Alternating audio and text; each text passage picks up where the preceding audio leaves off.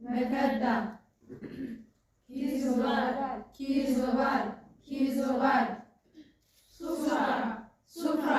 سفرة مويا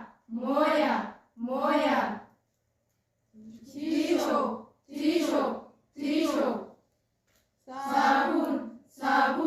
صابون ماغنس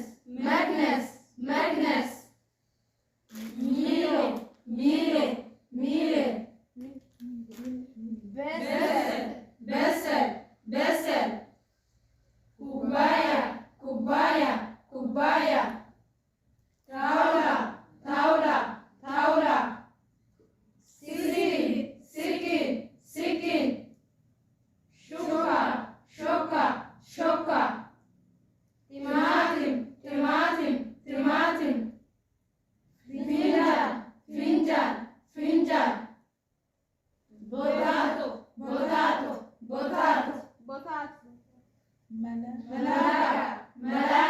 ملاقة سريع كوف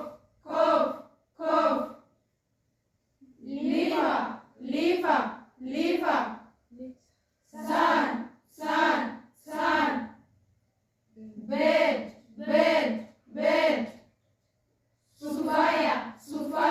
سفاية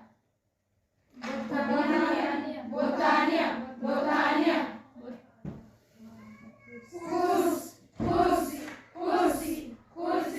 كرسي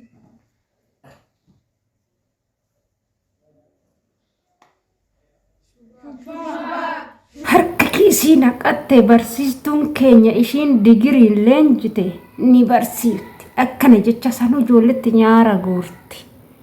Abboo kelbaadha kelba. Dhugaa warruma Itoophiyaa waan jennu wallaalle akkanatti miidiyaa irratti nu baasanii madaamonni kana laalanii tamma nutti quufaa jiru. Ndoom kana hundatu dhufaa jira. Maal nutti quuftu jedhu. Yoo asii mindaa nu dabalaa jenne kinnoo kana ziyaa uyyuu bakka goonu dhabne maal mindaa sinii daballa jedhanii asitti makaraa nu godhu.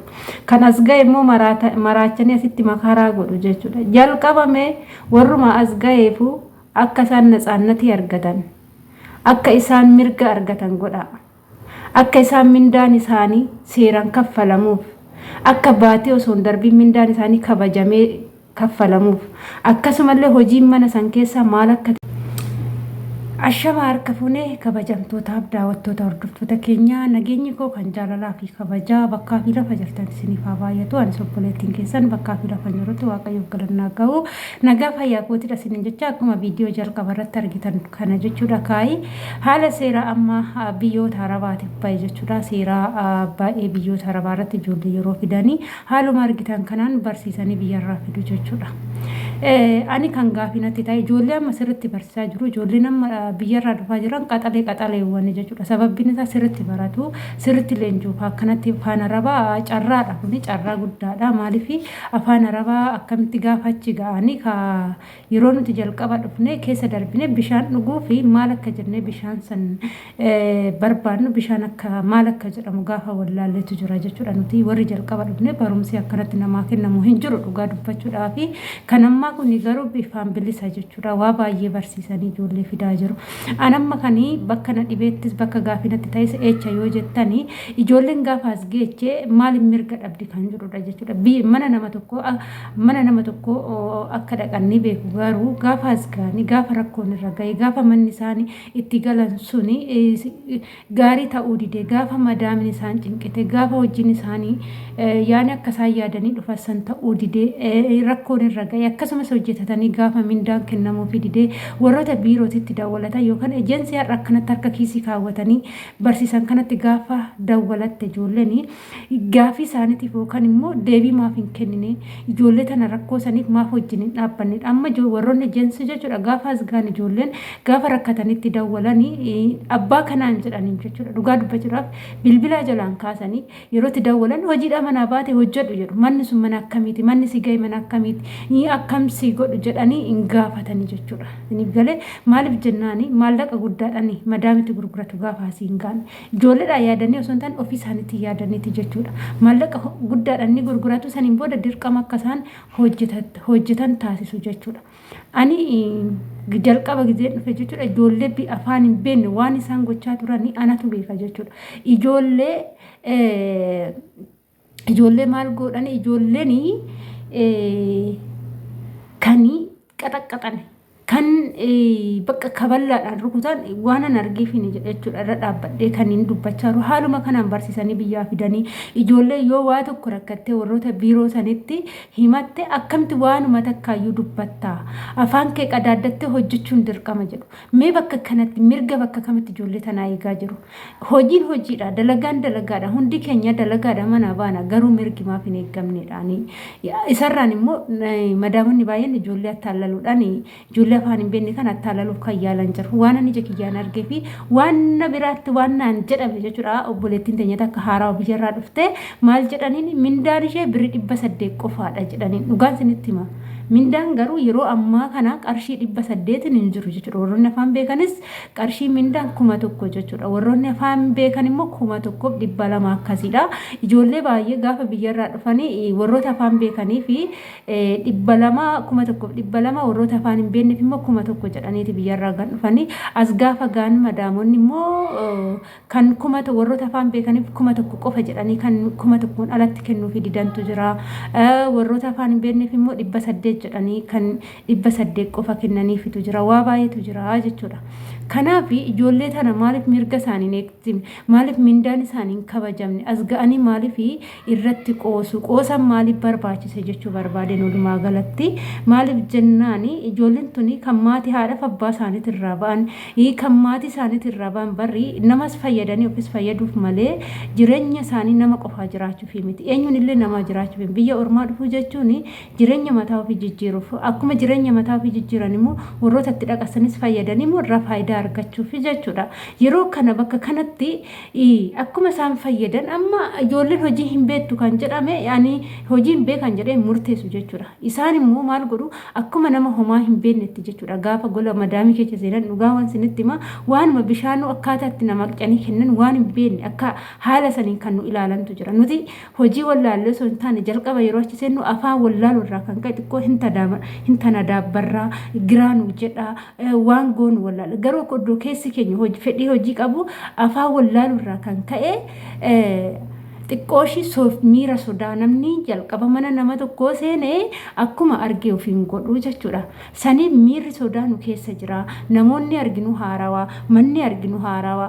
Asumarraan illee manni isaanii guddaa kana jechuudha. Manni isaanii wal jalee miti, xiqqishuu miti. Manni isaanii guddaa kana. Mana guddaa kana immoo gaafa seentu mana akkanaa dhugaa dubbachuudha biyya keessatti warroonni abbaa qabeenya yoo qabaataniin alatti ijoolleen nuti baadiyyaarraa dhufnu mana akkanaa kana hin beeknu jechuudha. Mana gana ga'u mana kifilii wal keessa baay'ee wanta akkanaa kana yaani mana gana ga'u kana hin beeknu jechuudha. Garuu haatuuti immoo mana gana ga'u kana gaafa hojii isaa jalqabnu hojiin isaanii ulfaataa jechuudha. Madaamonni takka immoo sanuu nama jalaa hin deemanii kottee isaanii nama jalaa hin kaafatanii baay'ee nama rakkisu baay'ee nama dhibuu jechuudha. Amma asirraan adaraa wanni isinii dhaamu jechuudha. Wanni isinii dhaamu akka madaamin isin jala hin deemne yoo barbaaddan jechuudha.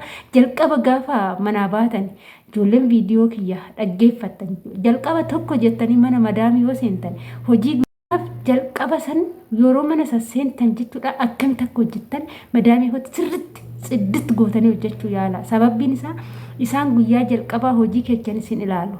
Haalli hojii keessanii akkamitti akka hojjettan gaafa isin arganii lammata gara dalagaatti isin ajajan jechuudha. Yoo isin ajajanillee yaani maaragaa hin hojjenne jedhanii shakkanii hin ilaalan jechuudha dalagaasa. Sababbiin isaa guyyaa jalqabaa sana akka itti hojjette si arganii jiru jechuudha.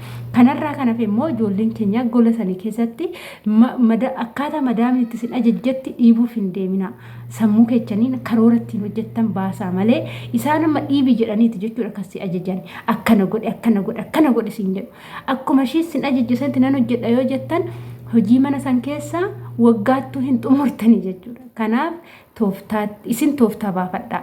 Madaamin bakka wanta hojjedhu isin jette nutsuu argitu malee isin immoo tooftaa karooratti baafadhaa jechuudha. Karoora fakkeenyaaf manni isaanii guddicha kana waan ta'eef guddicha kana guyyaa tokkoon waliin hin geessan jechuudha. Maal gochuu qabdu? Karoora ittiin hojjettan. Har'a yoon kana hojjedhe borummoo san hojjechuun qaba. Iftaan immoo san bakka mana kana walumaa galatti torbeetti al tokko bichaa jechuudha. Fakkeenyaaf guyyaa tokko kifilii 3-4 kan qulqulleessitu ta'e guyyaa lammataatis immoo akkasumatti kifilii agasii yoo qulqulleessitu haala saniin malee hojii isaanii duubaa nan dhiiba yoo jette akkuma natti dhufetti nan hojjedha yoo jette ani humnan qaba nan hojjedha waan kana yoo jette kanaafuu jechuudha. Akkuma hojii isaanii san karooratti baaftanii haalli hojii isaanii isinii galee hojjettan gaafa tokko jettanii baatii guuttan immoo mindaa keessan gaafadhaa jechuudha. Mindaa keessan baatiidhaan guyyaa tokko doon dabarsin mindaa keessan harkatti fudhadhaa. San ta'uu baannaan yeroo ammaa kana hanqina guddaa godhatanii jiru jechuudha. Yeroo warri yeroo ammaa kana sarraatinyaa fudhachaadhaan mindaa irratti hanqina guddaa godhatanii jiru. Ijoollee baay'eenis waa'ee mindaati jechuudha kan isaan dubbatan malee akkasumas immoo waa'een isaanii bo'aa jiran ijoollee baay'ee waa'ee mindaati jechuudha. Mindaa 3-4 geenyeerra mindaan nuun kennamu. Maaliif simbirrii barbaada dhufta waan ta'eef birriin keechan ji'aan harka keechan irra galuu qaba jechuudha. Isiniif galee ji'aan birriin harka keechan irra galuu qaba. San ta'uu yoo baay'atee mindaan keechan isiniif hin kennamu booda itti baay'ata. Fakkeenyaaf amma kuma yoo hojjettan gaafa ji'a 5 guuttan 5,000 bakka tokkotti isinii kennuun isaan odoo jaallaan ijatu buruqa jechuudha. Ijatu buruqa. Kanaaf ji'aan kuma teechan birriin kumni yaada guddaa miti barbaadee xiqqishuudha. Fakkeenyaaf amma yeroo ammaa baankiidhaan isaa ta'e 33 sanii olitti wanna sharafamaa jiru tokkollee hin jiru jechuudha. Kanaaf birri keechan immoo ji'aan irraa fudhadhaa isiniin jedha. Maallaqa barbaada dhufta waan ta'eef yoo isaan ji'a tokko isinii kennuu baatan ji'a 2 isinii kennuu baatan ji'a 3ffaa isinii kontiraata keechan isaan biratti hin geenye jechuudha. Ji'a 3 gaafa guuta wanni beekuu qabdan. Haga ji'a 3 mindaa isiniin kennamne yoo ta'e gaafa ji'a 3 san isiniif farramu nan deema ji'a 3tti jechuudha. Ji'a 3 booda garuu kan isaanii taatanii jirtu maal ta'e manallee jijjiirrachuuf baay'ee ulfaata jechuudha. Gaafa wanni beekuu qabdan gaafa ji'a 3 guuttanii ji'a 3 darbitan hin qaaman isinii hojjetama kan isaanii taatanii jirtu jechuudha. Yogguma isaan gara manallee nan jijjiirradha hojjette ogguma isaan si gurguratan malee biirootti deebi'uu hin dandeechan jechuudha. Isaan ji'a 3 isaan biratti dabarte taanan kan jara bira jirtu san taate jechuudha. Kanaaf haga ji'a 3 sun jarri kun jara akkamiiti mindaa kiyya haala kamiin naaf hinaaru mana keessa haala kamiin hojjechiisaa jiru jettanii isinis immoo haga ji'a 3 kana jarrabuu qabdu. Yoo isiniin taane gizeedhaan biirootti deebi'uu qabdu jechuudha. Ana obbolummaa kanumas isiniin jedha obboloota kooyi waan wajjin turtaniif galatooma hanga viidiyoo biraatti walitti deemtu turtii gaarii isiniif haa ta'u.